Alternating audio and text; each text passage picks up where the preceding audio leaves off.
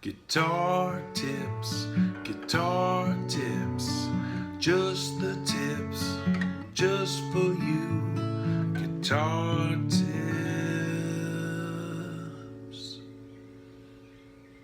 Hello and welcome. Welcome to Guitar Tips. My name is Adam Levy, and this is my weekly video blog series. I post a brand new tip right here each and every Friday. I'm going to get straight to it, and this week's guitar tip is guitar tip number 92. People get ready. People get ready. This week's tip was inspired by a note that I got from a reader named Jeremy Seguin. Hope I'm saying that right, Jeremy. It's a French name, Seguin, Jeremy Seguin. And Jeremy wrote to me, and he says, "Hi, Adam. I was wondering if it would be possible to make a tip on how to get ready for gigs. By that, I mean tricks to remember songs when you need to learn the gig by heart, or tricks when you have to read, or even when you have many different gigs to prepare for at the same time. I don't remember any tips on that subject. Anything in that direction would be very helpful for me, and I'm sure for many other tippers. I speak French, so there could be some mistakes in that email. Sorry if there are any." No, I think it was well written and very clear. So, Jeremy, thanks for your email. So let's talk about it. This is a good time to talk about it because I just actually had a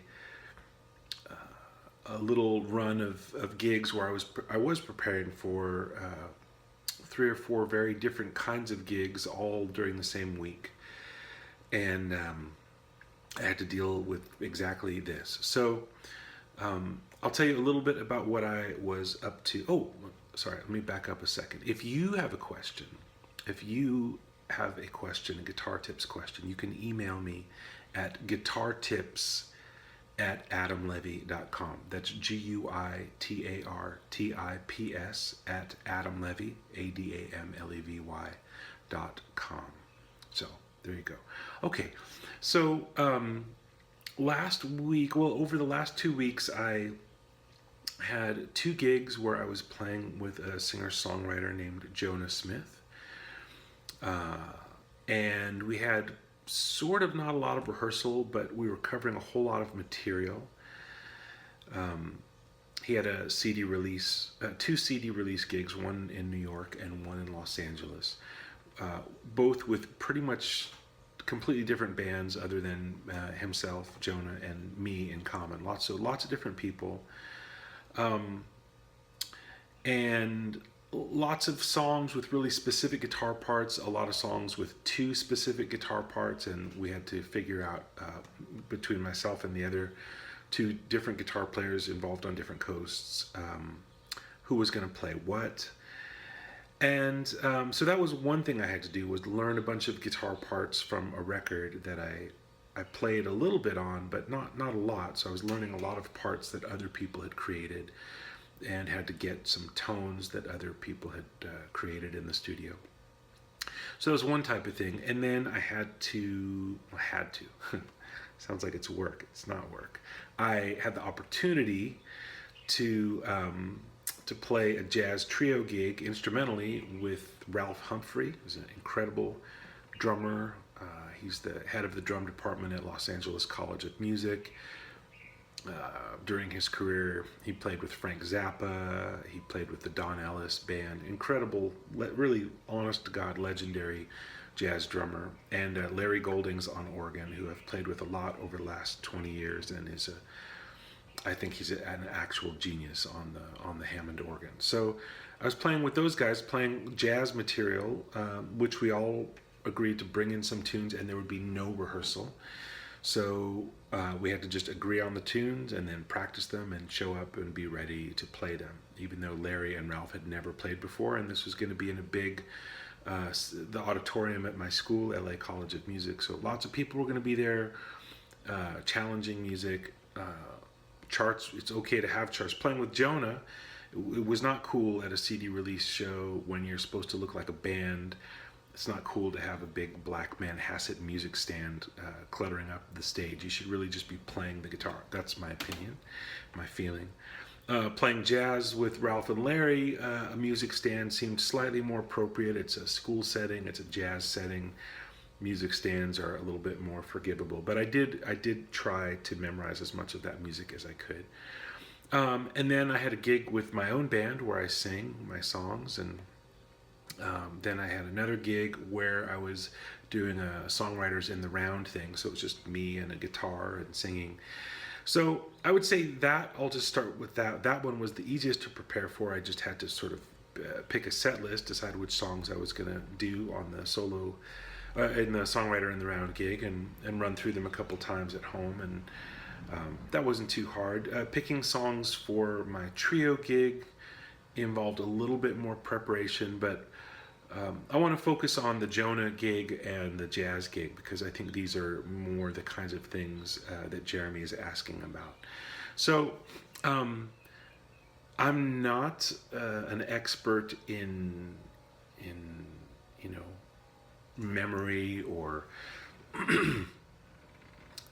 I don't have a doctorate degree in learning. So the things I'm going to share with you here are not coming from scientific journals, but just from my own experience and what I really do. So I hope that that's helpful for you.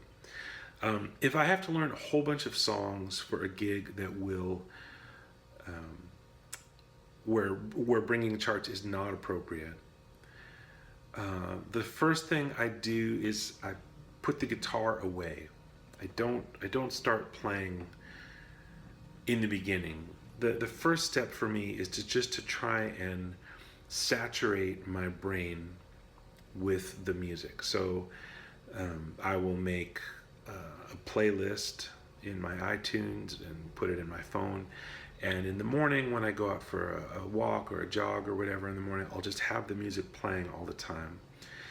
And when I'm home, whatever, cooking or reading or whatever you do at home, just have the music on all the time for a few days. Hopefully you have a few days to learn the music. If you have an emergency situation, I don't know, maybe that would be a slightly different process. I haven't had to do that in a while. Usually if somebody hires me for a gig, knock wood, I have a reasonable amount of time with which to learn the songs. But anyway, I would just really try and get the music into the part of my brain where all my favorite stuff is, like, the Beatles or Ry Cooder or, whatever your favorite stuff is. You want to get that stuff moved into that compartment. So it's not living in this homework compartment, but it's living in the music you love compartment in your brain. And the only way that I know how to do that is just listen a whole lot and sing along. Like, as you're listening, sing your parts, sing the vocal line if you can. Even if singing is not your thing, I would really encourage you to sing along with songs that you're trying to learn. It helps engage, I think, again, this is not science, but just how I experience it. It helps engage more of your brain. If it's just like your brain going C, F, C, A minor, that's cool. You need to know what the chords are, or whatever the melody line is you're playing. But I think that if you can get the words going and the vocal melody going, it gives you a framework to hang all the other stuff on, so that you're never lost in the song. And if you forget what your part is for 2 bars or 4 bars or whatever, you can always get back to the core of the song. So really get to learn the song, not just your part on the song. So after a few days of that, then I'll pick up the guitar, and I have written charts. I mean, I've got notebooks full of charts that I've made. And at times I have made very detailed charts. Sometimes that's helpful. But if if I'm preparing for a recording session, I will make very detailed charts with, I use a program called Sibelius, and I'll go in and make a real map with, DS Alcoda and different endings and whatever, so that it's really professional. And that's helpful on a recording session, I find. And even just the process of making the chart can be helpful. But if the goal is to play the gig without a chart, I would say don't make charts. Or if you make charts, make the sketchiest, least amount of info you can put. Just like the song is in C, capo second fret, and just maybe a road map. Verse, chorus, bridge, solo, chorus, out. Something that you could write on like 2 or 3 lines of notebook paper, just to remind you of what the form is. But as soon as you start getting too involved in the charting, then you're making your experience of the song very visual, and I find that after a while it's hard to then break away from the chart. The chart, if you're reading the chart all the time, it's just that much harder to hide the chart away and get to the memorization. So I would go from listen to the song a ton of times, get to know it, sing your parts, sing the vocal melody, learn the words, and then pick up your guitar and just try and play along and connect what's already in your brain and in your imagination and your memory, connect that to what your hands are going to do on the guitar. So that's really the process. Now, if it's a gig where and I did that for Jonah's gig, I also did that as much as I could for the jazz gig, but there was some reading on the gig. In retrospect, I wish I would have just committed everything to memory. I think anytime you have a chart on stage, it's just distracting to you and to other people. If you must have a chart, then you need to cultivate the skill of looking down at a chart and taking bigger bites, like not just the bar that you're playing right now, but 2 bars or 4 bars or 8 bars or 16 bars. So you can glance at it, have the whole thing imprinted, and then look up and look around and get back to the present moment and what's actually happening. The more that your eyes are on a page, the less that you're in the moment. There's a saying, people say energy follows attention. So if your attention is on the page, your energy is going towards the page, and that really doesn't benefit anybody. So if you must use a chart, really practice, and you can just practice this. Look at a page of music and look at the first 4 bars, and then close your eyes and play it, and then grow that to 8 bars and 16 bars and like that. And I think you'll find also that the more you memorize tunes, the easier it becomes to memorize more tunes in the future, because you start to see common kinds of structures, verses, choruses, bridges, what have you. And you're not starting with a blank slate each and every time. You have different templates, and you're plugging things into different templates. So, now if I'm playing a gig, I would, the most, cheating I would allow myself is I'd ask the songwriter for the set list, and I might write on the set list that I'm going to put at my feet, the key and the capo position. And if that's not enough to remind me what I need to do, then I really haven't done my homework yet. You should be able to get it from just that much.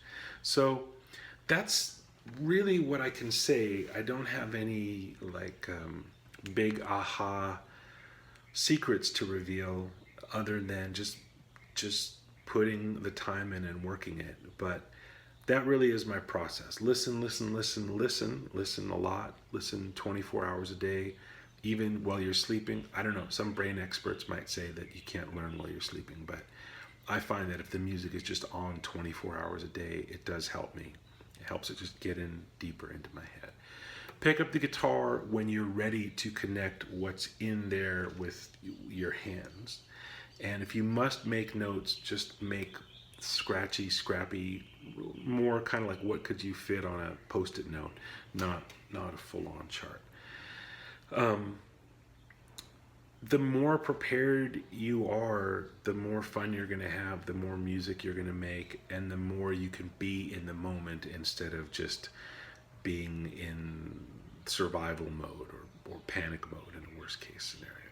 So there you are. Guitar tip number 92. People get ready. People get ready. Guitar Tips is sponsored by Martin Guitar Strings.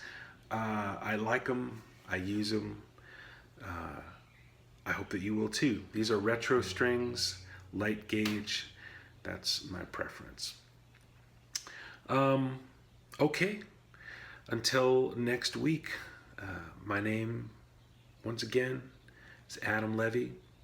This is Guitar Tips. Stay tuned and take good care.